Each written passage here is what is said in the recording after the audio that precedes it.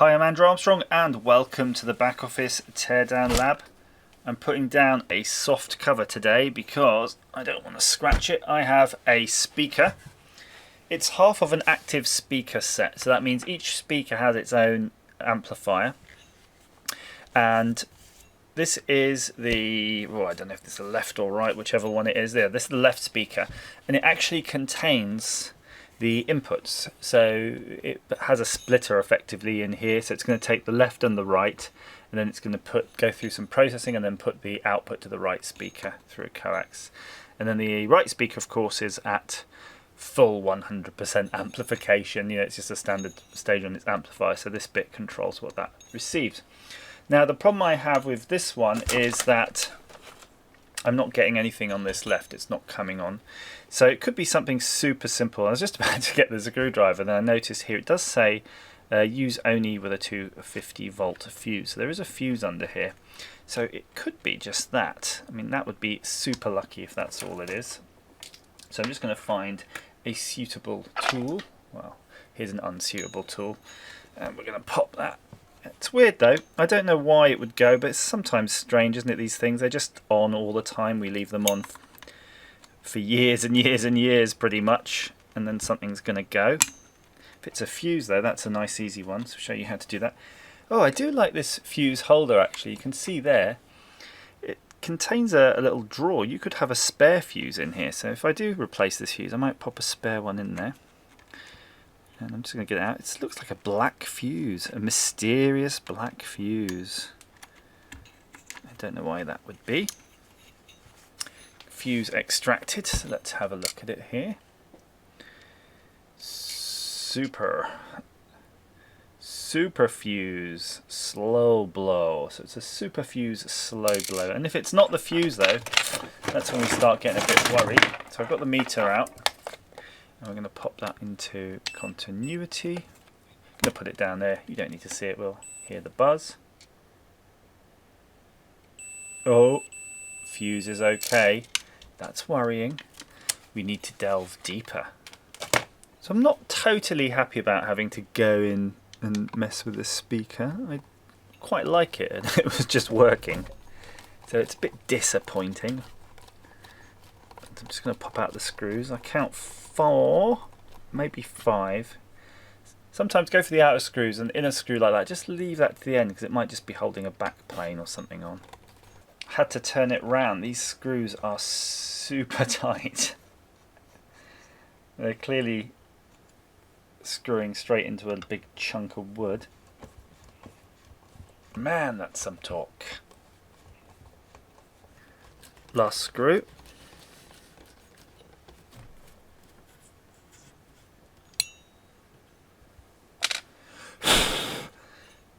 Oh, it definitely comes off. Oh my, I can see there is a whole bunch of stuff in here. So I'm going to have to disconnect some stuff to just extract this unit. There really is quite a lot of stuff in here. There's even an internal heatsink and internal equipment too. So I'm going to have to pick this apart. So I'm just going to lay it on its front again, slowly get in there. And it's a bit like the old CD drives on a PC, those little connectors, just popping those off. But then there's some really thick connectors too. Should probably take a photo, but I'm not going to. And then again, more audio interconnects. We're getting there. And that screw there is an earth tab going off somewhere to earth the heat shield, sorry. And there are some massive Lucas type connectors, and I don't know if they're polarized, so I really better take a picture before going any further. There's a brassy coloured one which goes to the bottom, and a silver coloured one which is going to the top. Okay, that's the top one. Holy smokes, that's thick. Urgh. Look at the gauge of that. Right. Looks like we're just getting onto the power and power supply board, so there we go. They look very power supply-ish. Whoop. And there you have the mains part that's just still cable tied. I'm just wondering if I can get that to dangle outside. Probably can. So let's have a quick look, see what we've got at least on this board.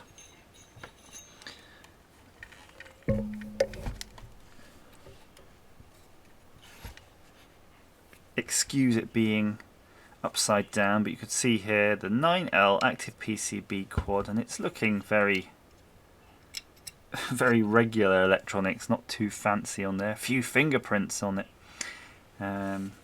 Indeed, is this even reworked, this little capacitor here? It's not the same quad we're used to seeing, but we'll give them the benefit of the doubt.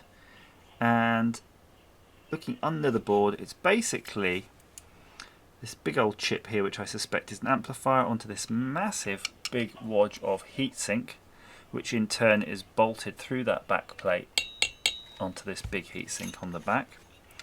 And then you have your inputs coming in, and these are the analog inputs actually, and a USB input, and they are all going to the rest of the equipment via this lead. So that's quite interesting, because you are mixing a USB and audio all on the same wires. So okay, that's fascinating in itself.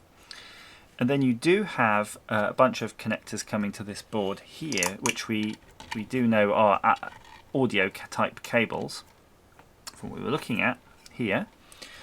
And those, I believe, are the inputs going to the amplifier, and then we had these two big old cables here coming off, which are the speaker. So that's pretty much the amplifier stage. And if we pop open the other speaker, I suspect it contains just one of these boards. It won't have that board, of course, but it'll just have one of these boards and an input going into the appropriate place. In fact, I think I'm talking nonsense. I don't know even if it... No, they definitely are active, and it definitely has a heatsink on the back as well. I was just getting confused a little bit, because some speakers have the stereo on one side and its output, but I guess it not. So these may well be wires that are going straight to the speaker. I was assuming these would be two outs and there'd be a common ground on the chassis, but like an L and R, but I suspect actually this is just the left channel. That's the two wires, the left channel. Okay, let's see if I can move this around. So peeking through, it's a bit like keyhole surgery, isn't it? We have to pull out all of the wires and the leads. You're getting a bit of an idea. There's definitely interesting stuff going on in here. And you can see this is the 9L active USB PCB. And also it's got an internal heatsink there.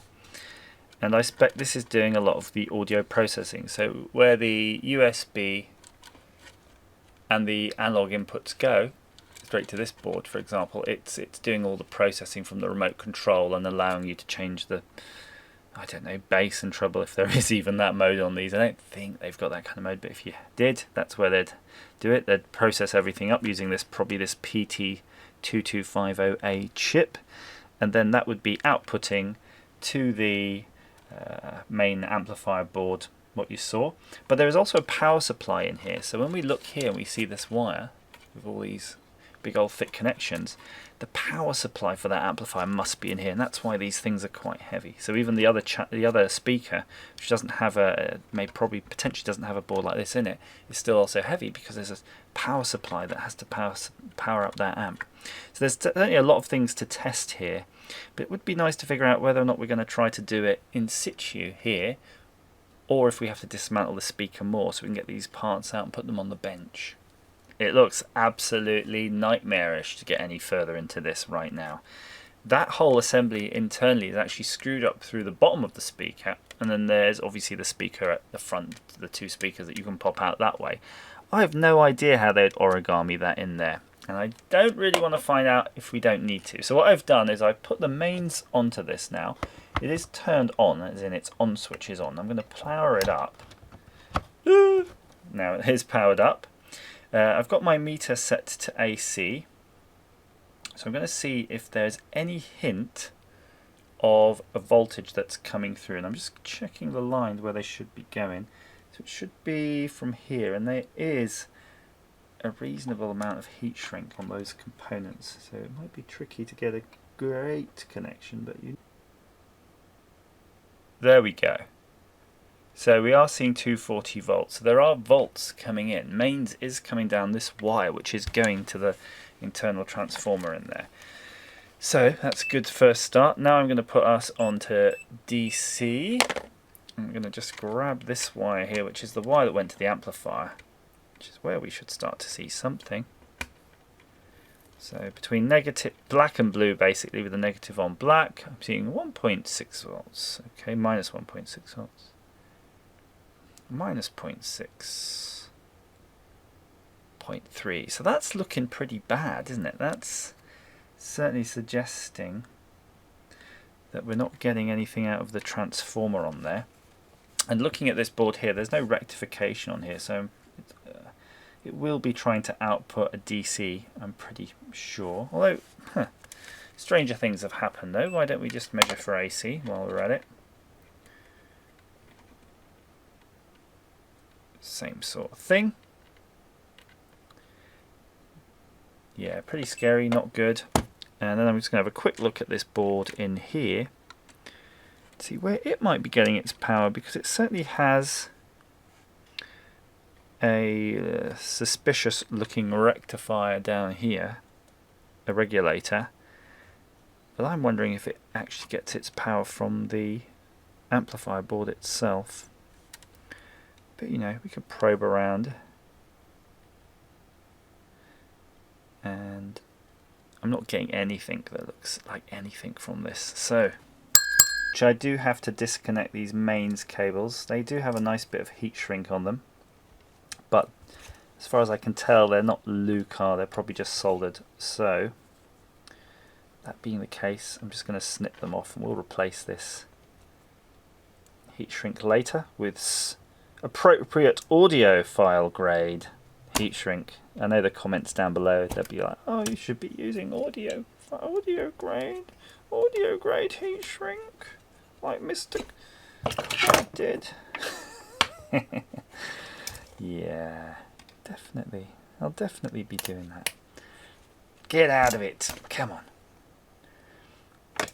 Yeah, just soldered. So just desolder those, and this whole panel then can disappear.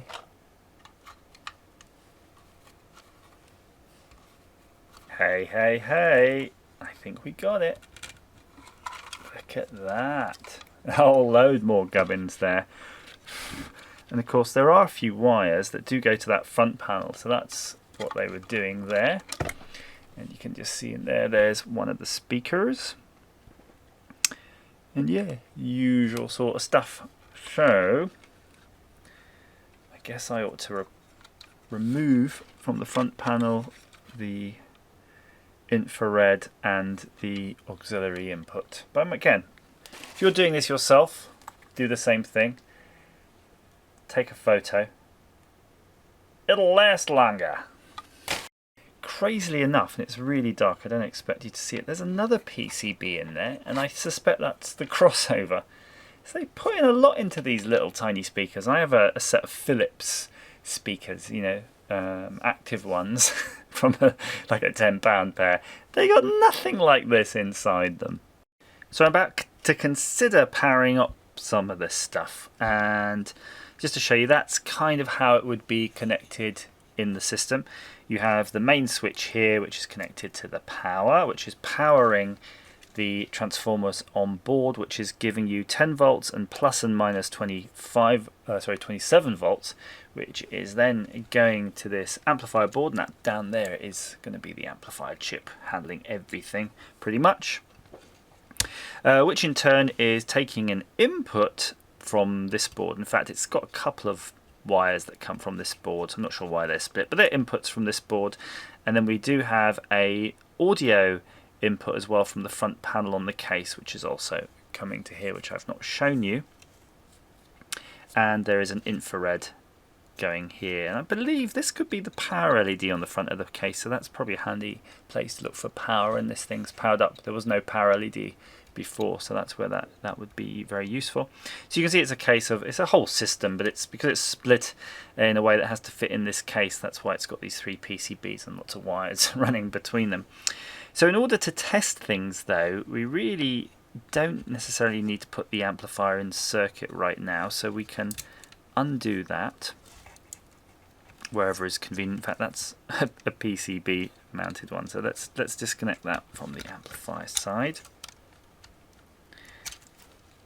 And you can put that away. I mean, you could modify these quite nicely, couldn't you? Add some bits and bobs. In fact, what I'm going to do is unplug that from here. So that's what we're testing, this board now. So we can put this away. Of course, it is mains, so we've got to be pretty careful. I'm going to put all of the low voltage stuff out of the way. Make sure it doesn't flop back and short on any of this stuff. That's looking pretty good. And you can see there's a big old full wave bridge rectifier here. Bang, bang, bang, bang. So we'll be able to measure the mains nicely coming in. And then there's this little conditioning board here. Yeah, it should be fine. So I'm going to basically get mains on here, and then we're going to start. We have full mains voltage now. Exciting, isn't it? And dangerous. Let's have a look here on this connect to see what we can see.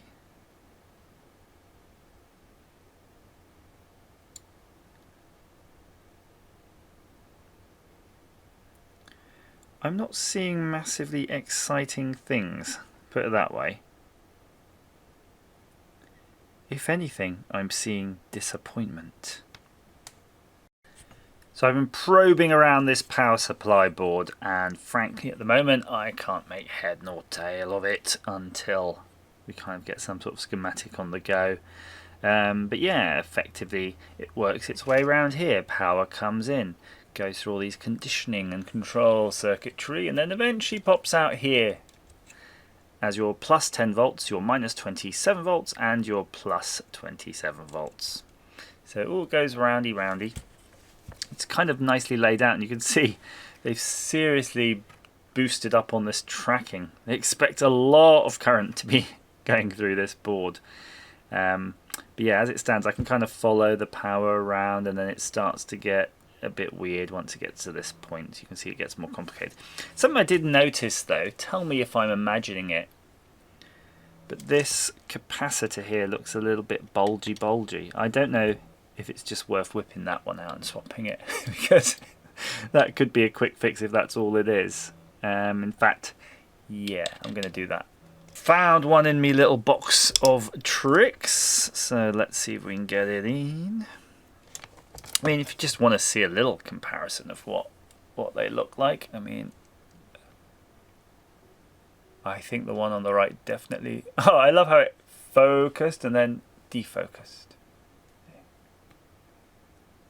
They're not too dissimilar, but it is a little bit bulgy. Let's hope that's all it is. So remember, long leg positive.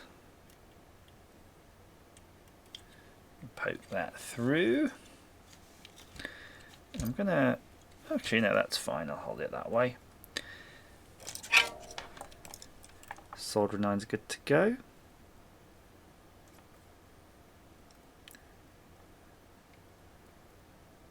Could that be it? Could that be fixed? Wouldn't it be marvellous if that all it was? Snip those legs off. New. By Jove, I think we've done it. Look. 28 volts. Minus 28 volts. And 11.3 volts. That sounds kind of close to what we were aiming for. Not ideal. We were hoping for 10 volts, 27 volts, but yeah, I think that's alright. That's fine. Just for that one capacitor. That's a success, isn't it? Getting all back together, that's the tricky part. So that bit goes in that way. I'm trying to think, how did I do it? Pop that in like there. Do a little rotate maneuver.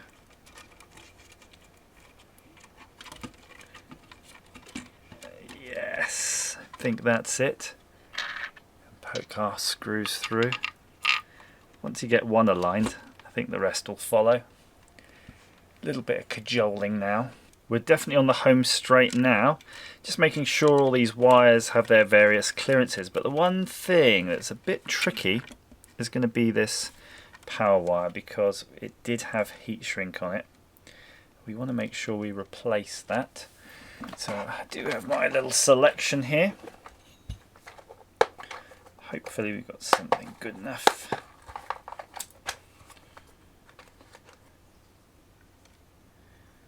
I should think that will do the trick. Although, maybe, just maybe, I have a colour that is... Oh, that green. That green is a little bit better. Just going to pop those over there. And you can decide whether or not you're going to use the heat shrink back. It really depends on the alignment and geometry. I would suggest doing it because you really don't want to put your fingers around a cabinet onto a board and then have them touch something you weren't expecting. That would be unpleasant all round. So it's quite easy. It's got blue and black, blue and brown, blue to blue, brown to brown. And turn it on its side though, so we got it off the deck. And then just applying that little bit of hot air needed to tack that heat shrink up once you get to that point. Almost not enough room. It's like really close, but we got it. It's not a problem. Now it does need quite a decent amount of heat though to get that solder melted. And I did a mistake with the heat shrink. Look at this. You need a heat shrink as big as the Lucar terminal, so yeah. Reverse.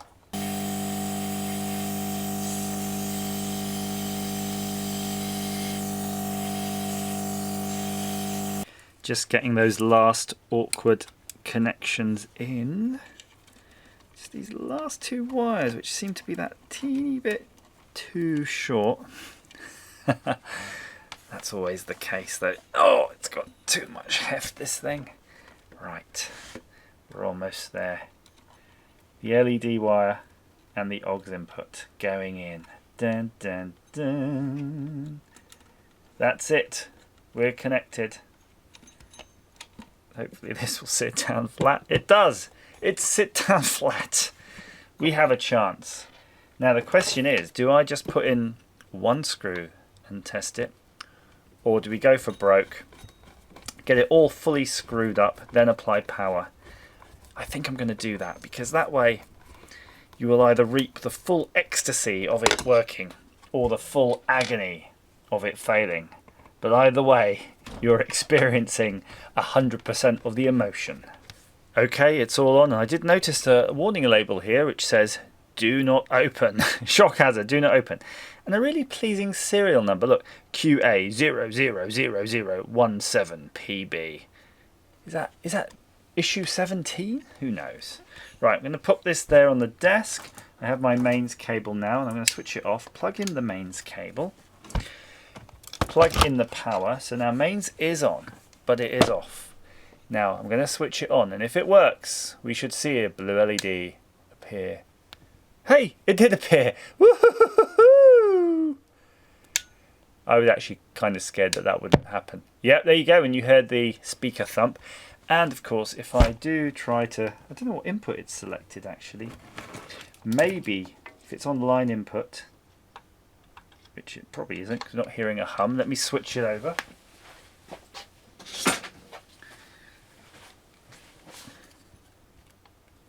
Put the volume up. I've got a remote control in my hand basically. There you go. Great success. So hopefully that's been of some interest to you. If you've got a Quad 9L active speaker that's not working, perhaps that's all it is. If it goes beyond that, we'd have to really start digging, but it does look relatively serviceable. Probably a good time to give it a dust really if you've got it out of your bookshelf. But overall, very pleased. Back to the PC it goes. Thank you for watching.